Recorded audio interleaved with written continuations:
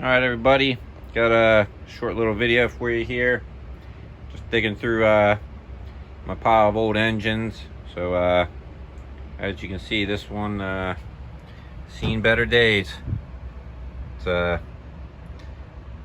a couple extra holes, but this one definitely let go pretty good. So,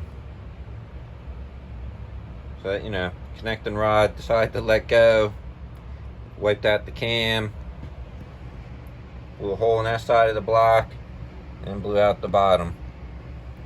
But you know, I'm gonna go with some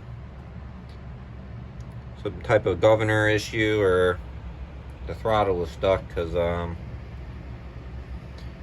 don't really see any signs of it being oil starved.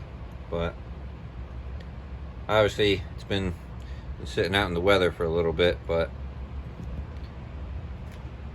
just scavenge, you know, a couple little parts off it that are good, and guess it's gonna see the scrap pile, so maybe it'll come back as a Chinese chainsaw or something. But thanks for watching, and stay tuned for more.